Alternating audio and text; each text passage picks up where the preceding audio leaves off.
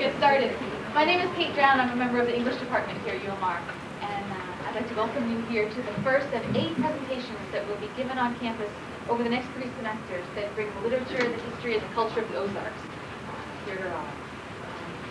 For today's presentation, we're trying to sort of squeeze in this concert between class periods, and so I'm afraid the music's going to end around 10 minutes to 1. And I hate to ask, but I'm afraid we're all going to have to get out of here kind of quick because another class is coming in at 1 o'clock, and we don't want you to keep meeting instead. After the concert, our 3 musicians will be in the lobby for a few minutes. They have some CDs for sale if you're interested in buying traditional old-time Ozarks fiddle music CDs. And while I have your attention, I'd just like to announce that the second of this series will be taking place on December 5th, which is a Friday. And Professor Gary Kramer from William Woods University is going to be here talking about African-American history in the Ozarks. So that's my plug for the next installment of this series. So now for our entertainment. Mr. Gordon McCann, who's in the middle here with the guitar, has been collecting and recording traditional Ozarks music for more than 30 years. He's come up here today from Springfield with 2 of his colleagues, Bill Straight and A. Sylvie, who's right next to me, both of whom have been fiddling for years and know all the old time tunes. So I'm going to turn the program over to Mr. McCann, who's going to lead us off, and he'll tell you what you need to know. So thank you very much for coming.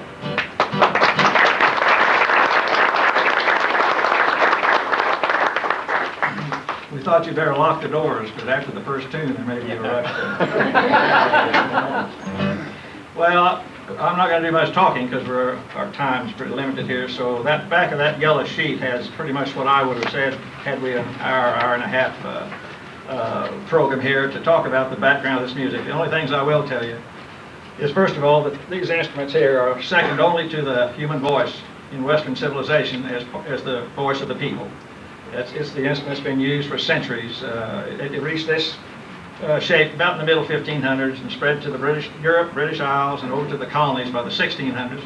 We know it was here then because the Puritans were preaching against it already. And then it came into the Ozarks with the Missouri French in 1723, up here around Potosi and Cadet, up in Washington County. And of course, it's just spread all over the Ozarks. It's the most prominent instrument you'll find in this part of the country. And what we're going to do is just quickly, most people, sadly enough, the knowledge most of you have is Orange Blossom Special, about all you think there is, you know. And it's a shame because there's a lot of really beautiful and interesting music. So what we'll do is just quickly, to show you, we just don't sit down and face each other and play hornpipes back and forth. That gets pretty boring. But the variety of tunes that traditional fiddlers play. And we'll just kind of go down the list of these quickly. We'll just play them through twice maybe.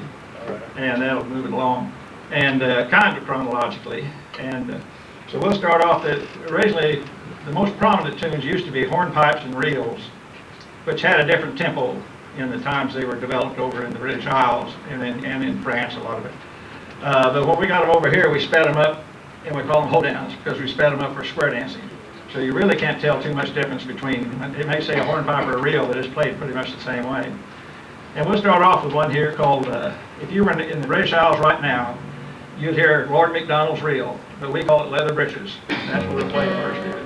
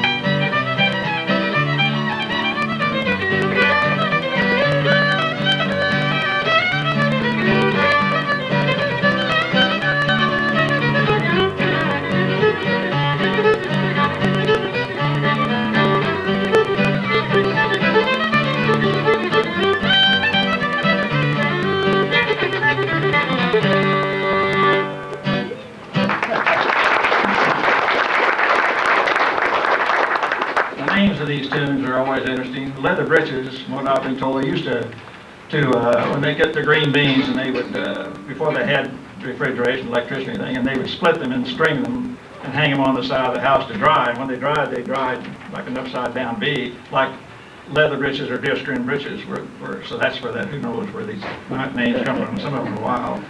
So we'll play another one now. Another one was the hornpipes. And let's see, we'll play one. What do you want to play? Fishers? Is that what we want to play? Fishers, yeah. Yeah, this tune comes from about the 1770s. There was a man named Fisher with an AR. Put out a book on hornpipes, cotillions, allemans, and this is hornpipe number 1, but this happens a lot. When people don't know the name of it, they'll just give it the name of the person they either heard play it first or it was in print first. So this is Fisher's hornpipe. Yep.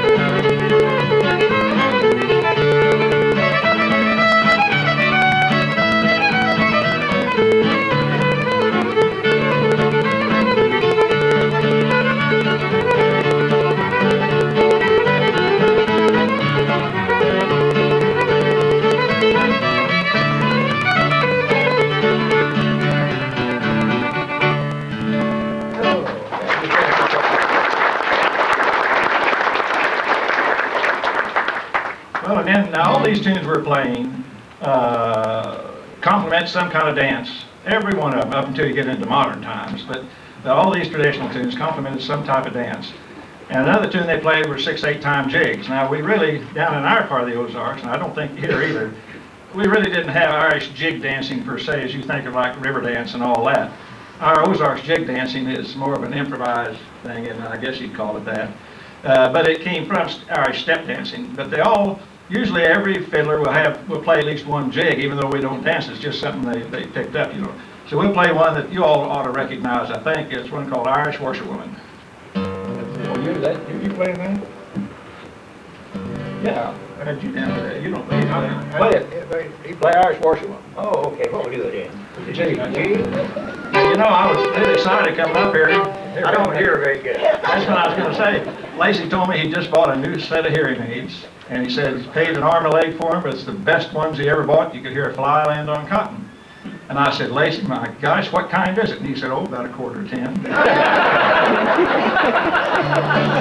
got it around. If I use it, then I can't hear anything. Here, you want to Irish Washerwoman? Let me turn my chair.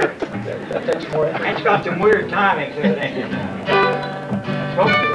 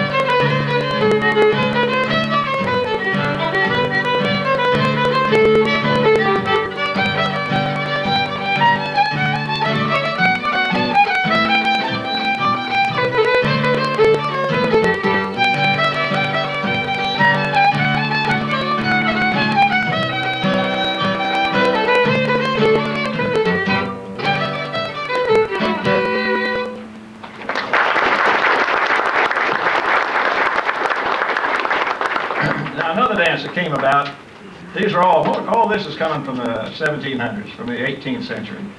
Another dance that came about started in Scotland and became very popular there, and then when it began to get die out in Scotland. Europe took it up, and the Germans especially just went wild over it. And it came back to the British Isles and back to this country.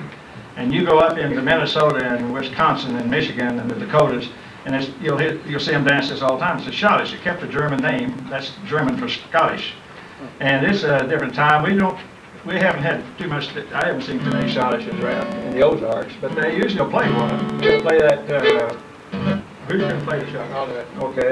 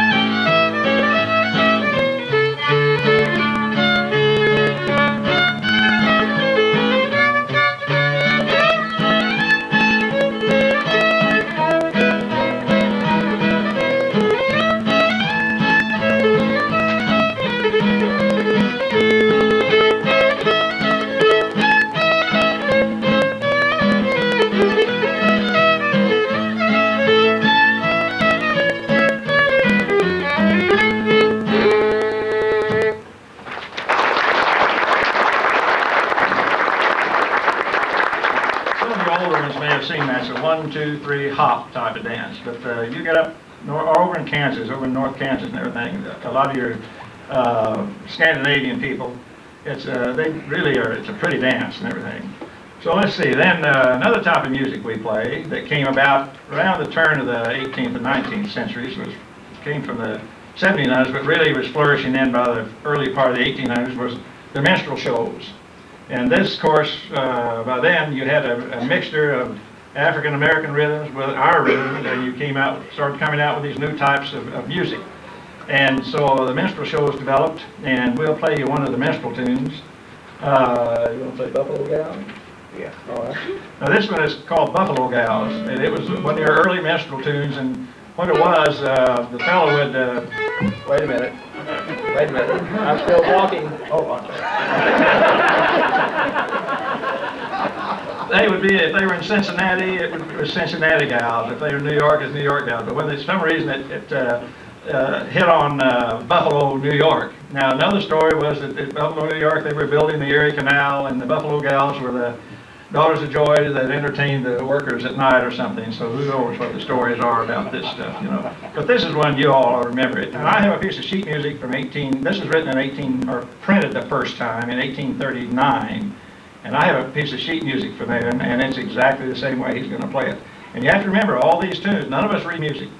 And they haven't for generations, for hundreds of years. Nobody read any music. All this has come orally. All this has come from ear to ear to ear to ear. And yet, we could sit down right now with fiddlers in Ireland or Scotland or something, and I could play a lot of these tunes we're playing here, and I wouldn't have to change a thing I'm doing on the guitar. It's just amazing that the mind works that way, but it does. Now we'll play Buffalo Gals. Okay, let's get it G. Yeah, that's where it is. I'll try. See if my mind works.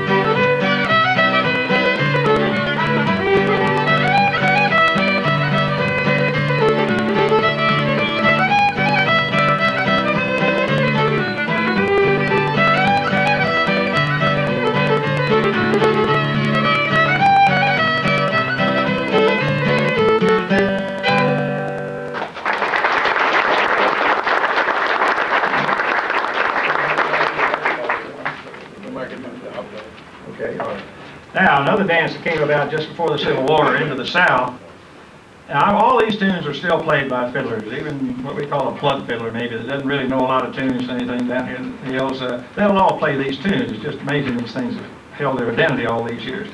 But another dance that came in just before the Civil War, and of course after the war it flourished and is still flourishing, was the waltz.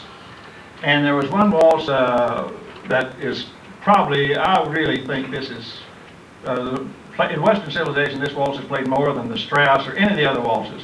In 1898 or 6, whenever it was, at the Louisiana Exposition in New Orleans, there was a band came up from Monterrey, Mexico, and one of the members of it, a Mexican school teacher, an Indian, Otomic Indian, named Hoopentooth, who had written this tune, and it just took on, and it's spread now all over anywhere you go, you can hear it. I could go to Sweden now, and they know this tune. It's the national waltz of Mexico, too, called Sobre las Olas, but we call it Over the Waves. And in the 50s, or right in there, was a movie made, and they put words to it and call it The Loveliest Night of the Year, I think it is, or something like that. So I think you'll recognize the melody of this.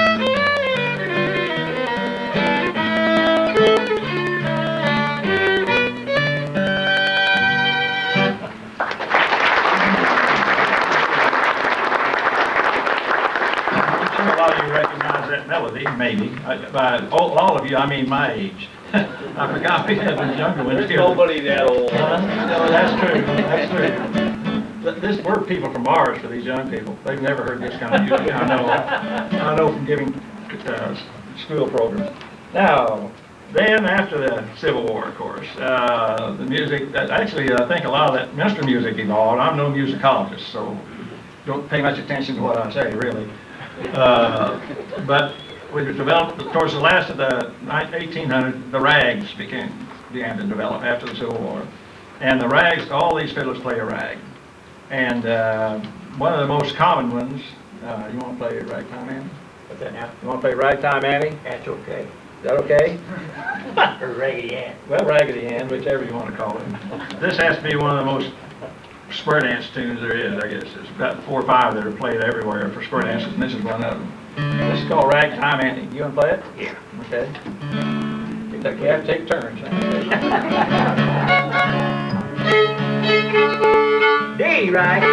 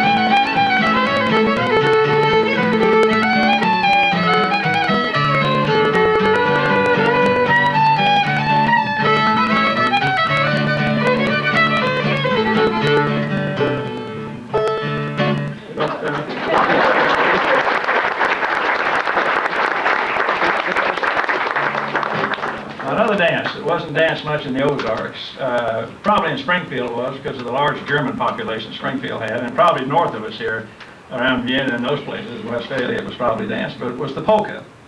And these polkas really didn't come into our part of the country till probably the early 1900s, probably, or so, who knows anything. But there's one polka that's pretty popular now. And I thought it was new until I was looking through my stuff, and I got a piece of sheet music from 1889. But it was printed for a banjo, but it's called the clarinet polka. Of course, this may not even be the same tune since I can't read music. I go with the title, so that makes a better story anyway, you know. Play that clarinet polka. Starts from G to B and C. This changes 3 keys on it.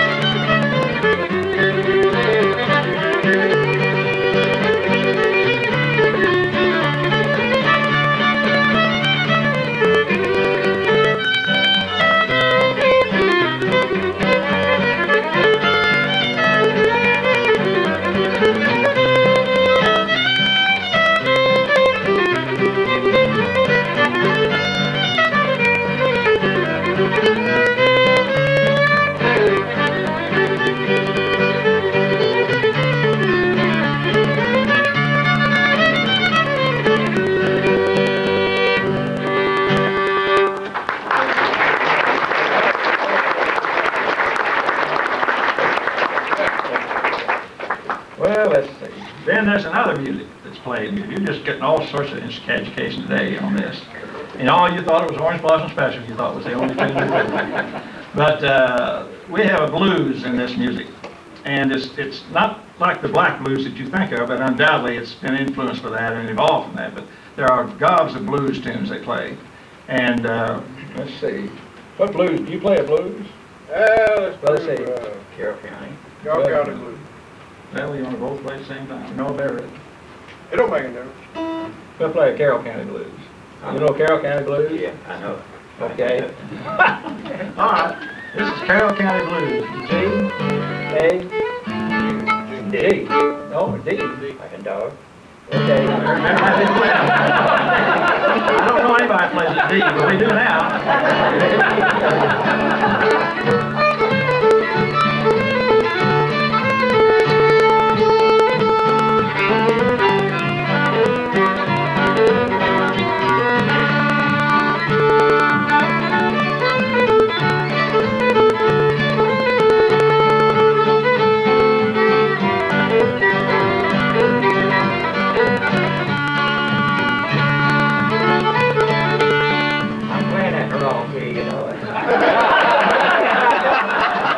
I'm just telling you, it don't sound right. It's either G or A, what they want. D.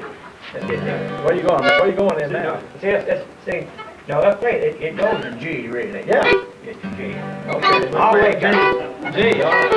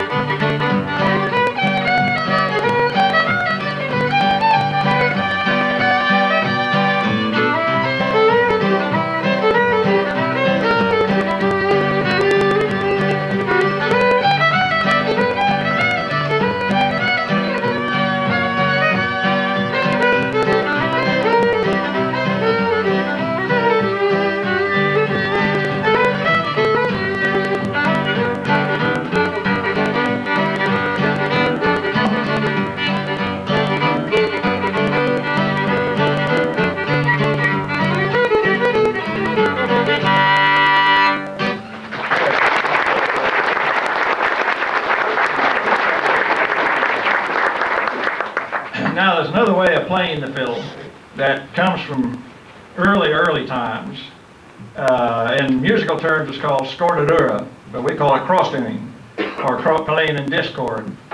And what this comes from, when the fiddle became, or the violin, fiddle and the violin are exactly the same instrument. The difference is the man playing them. Everybody thinks there's something different between them, but there isn't.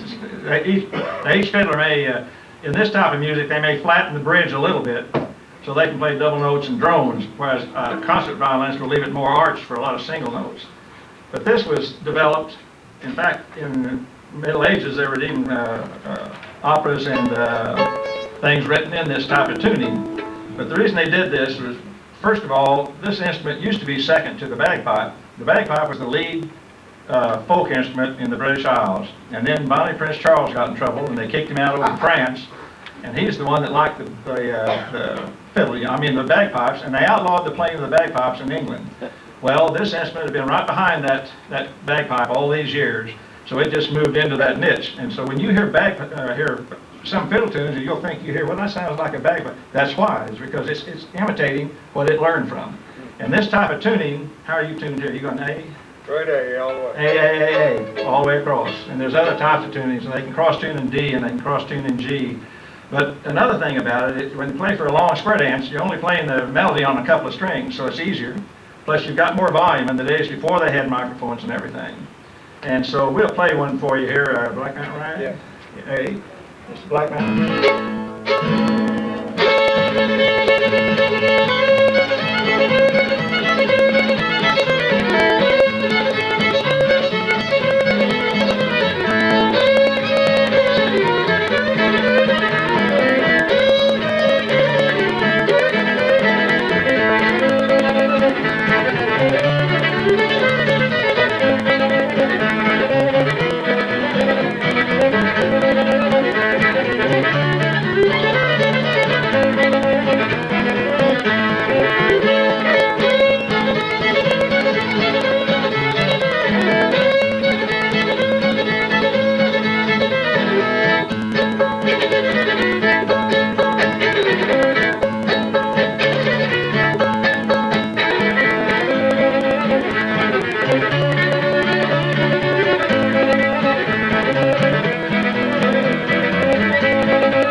In the country, of course, but in the Ozarks, I talk about the Ozarks because that's where I've lived in life. There were some pretty isolated communities, and they may be lucky to have one fiddler. And if he knew two tunes, that's enough, because square dancers can dance to anything as long as it's got a beat. I've always said they could dance to a steam engine as long as it had a good beat to it. I'm very serious about that. But at times they didn't even have a guitar. And all this is, I'm really just a human metronome. I'm helping them keep time. Not too good today, but still. But they had other ways they would do to help that. And we're going to show you one. You've all heard the expression fiddlesticks, and I'll show you where it came from. This is purely a demonstration. I never did this when I was growing up, But I knew a lot of people that did, and your mother used to do it Yeah. too. So where'd I put those things? Well, I don't see it. Where I never put, here they are, right here. They used to use either knitting needles or broom straws. But these are just a couple of pieces of dowel stick. Ugh. Now, where you want to Boy, get? gravity's getting heavier as you get older. I'll have to get over here. Let me get around here. If I can get around. Get enough room? Sure. You'll make it. As long as You'll I'm make full it. of them here. Now, all I'm gonna do is hopefully, I'm gonna help him keep time, but I'm also gonna try and beat, the way, if you do what you were doing, like I don't, but you play on the open strings, and I'll have to watch where he is, so I can try and get more sound out of him. Okay, Are we ready? I'm ready.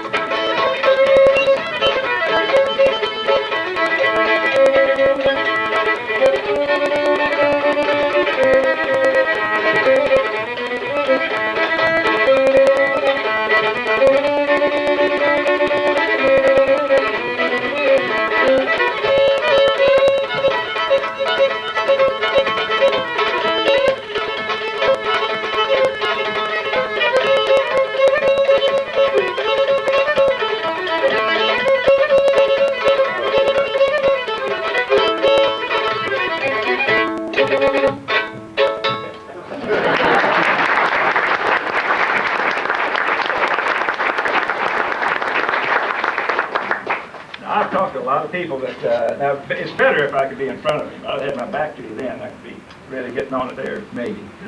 Now, we're just going to open it up now. We talked about, well, let me tell, who are you? Who are you? Tell where you're from and when you grew up. How did you learn to play the fiddle? Make it kind of brief, or we got to watch your time. Talk about when you were growing up playing the fiddle. I never did grow up. I never even learned to play the fiddle. Well, anyway, I was born down in Joplin. I guess you could call it born. And my dad was a good fiddle player. In fact, beating them strings there, the first time my mom ever saw him, he was at Fort Smith, Arkansas, at the 4th of July picnic, playing on a mule-powered merry-go-round. And his buddy, Oliver McCraddock, was beating rhythm on the strings, and they're playing for the people there. And that's when my mom first met him. But I grew up down in Joplin, and I knew my dad's a good fiddle player. I didn't know him too much, but he died in 1935. But I had a dream one night that I could play a fiddle. And I told my mom about it, and my brother had an old fiddle there, and I asked him if I could play it, and he gave it to me. And I didn't have any trouble at all learning to play, but I didn't know what key is in. I could play a song, and I couldn't tell you what key is in. And I had been playing a little bit with my brother-in-law just around the house, and we had a pretty good sized nightclub up on West 7th Street, which is old Highway 66, and they had a dance contest every Friday night from 11 to 12, and our good fiddle player had one too many, and he fell out on the floor. And some of my friends, they came down. I heard them coming, and they came down to get me to go play that dance contest. And I never played in front of anybody. I didn't know what key is in or anything. And they dragged me out of bed and got my fiddle, took me up there, and I got the dance played all right. I could play okay, but the band would just have to grab it when I go. We played that dance, and the band leader brought me home, paid me off, and I was doing pretty good. I about ready to get back to sleep, and he come up on the porch again about 3 o'clock. And my brother said, "I wonder what he wants." And I said, "I know he wants his $5 back." But he wanted me to, he said they'd had a big fight up there, and the owner of the nightclub had fired his fiddle player. And he wanted me to take his place, and I told Stanley, I said, "I'll help you till you can find somebody." And he kind of laughed, and he said, "Well, be ready to go at 5 o'clock, because we had 2 radio programs to play in Joplin over KFSB." And I went up there and played, didn't even know what key is in. I still don't do it. No, I found that out. What about you, Jay? Where are you from? Well, I'm down southern part of Ozark County, which is right down in next to the Arkansas border. In fact, they call it Lapland down there. Anyway, I had an aunt that started me out on the guitar when I was about 11-years old. But I saw them guys playing the fiddle, and I thought that'd be a lot more fun. So they would never let me touch the fiddle because the fiddle was a pretty delicate instrument, and it wasn't for kids to play with. But one of my aunts would let me play the fiddle when her husband wasn't there. She said, "Now you can get that fiddle out and play with it, but you be sure and put it back just like it was." I probably didn't put it back like it was. Anyway, I've been doing that for maybe a year and a half, 2 years. One night we were at a music party, and my uncle, the fiddler, I guess he decided he needed a drink pretty bad. Anyway, he handed me the fiddle, and he said, "Here, play till I get back." He said, "You've been a fiddle with for 2 years, you ought to know something."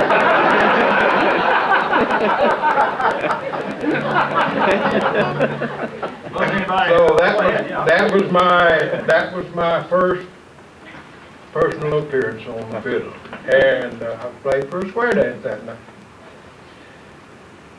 My mother didn't know I was fooling with the fiddle because the fiddle was to some an instrument of the devil. But Mom was there that night, and she saw me play the fiddle. She never said a word about it, and it went on for a year and a half, I guess. One day on my birthday, here comes this big box in the mail, and I open it up, and it's a fiddle, a case, and a bowl. And my mother got that for me for my birthday. So that's kind of where I started. Well, let's see, we got 10 minutes. Does anybody have any requests? If we don't know it, we just won't play it. Because what, anybody have anything they want to hear? You Are My Sunshine? Will you play it? You play Probably. Oh, We'll yeah. play at it. We'll try it. Yeah, please go in. G, where is it? Let's see. Try it until you see.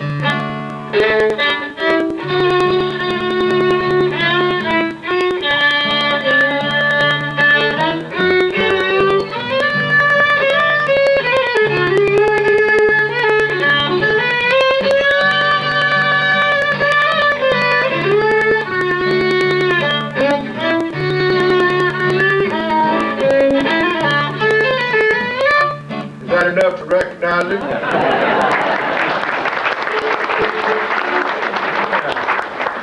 Lacey, you know, well, if you were around this, you'd hear them, they say, "Oh, so-and-so, that's one of the tunes he wrote." Nobody wrote these tunes, we can't read music. So what they mean is they composed it. Well, he's composed a bunch of good tunes here. Play one of yours, why don't you I play? think I decomposed them. Well, what do you want? Play one of your tunes here. What's that, Fiddler's March or whatever? I tell you what, I play that Rod in your eyebrow. Tell me a story about that. Rod in your eyebrow? Yeah. You want to get that? Yeah, that's okay, it's a G, isn't it? Yes. Tell them a story. Okay, this one's rolling in your eyebrows, and this one really was true. I see that's in key of G again. I don't play these enough to Tell them remember. why. Tell them where the title came from. Well, when we used to play for dances out in the country, you know what those one-room schools are, or those town hall, and the farmers use them, and everybody uses them, and there's mud in the cracks, and it dries and all, and you get up there and play for a dance, and it's hot, and there's no fans or anything, and no electricity. And they start dancing, and you're right over, you have to keep putting a lot of rosin on your bow, and boy, when you're right down there, you know, and I used to have real big eyebrows, and you play all night, you'd come home, your eyebrows would actually full of that stuff you couldn't get out. And I wrote this little old song, and I had to think of that, and I thought, I'll just name that rosin in your eyebrows. So that's how it got its name. This is what it is. It's a heck of a name, man.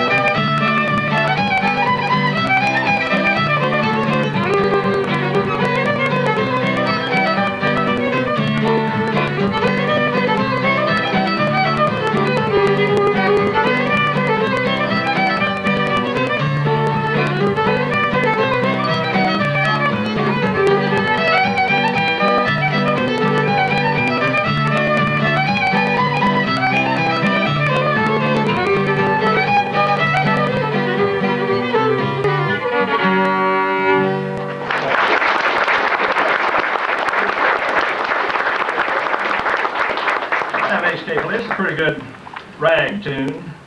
Just show you that, let's see, it's in B flat. So I'm gonna cheat, yeah.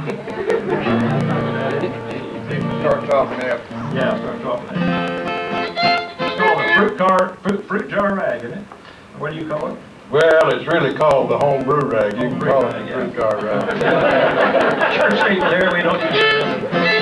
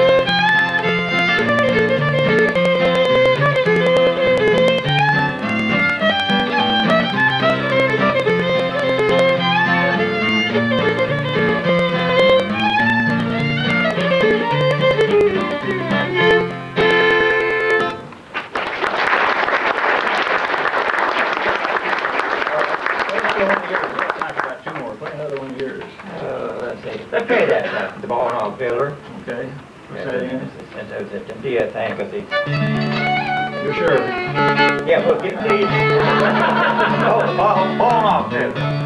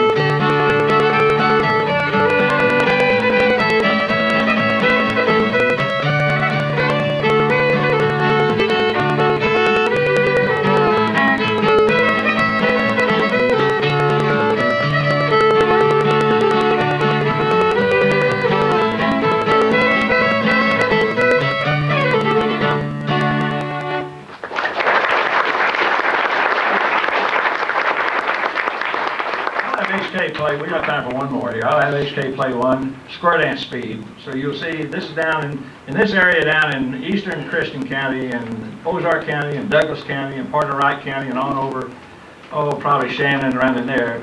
It's not this western swing where they walk more or less side by side. This is vigorous dancing. You ever get down and get involved with it, you'll find out. You better be in shape. And but play one. What are you gonna play, Sarah? What are you gonna play? Probably Polk County Breakdown. Okay.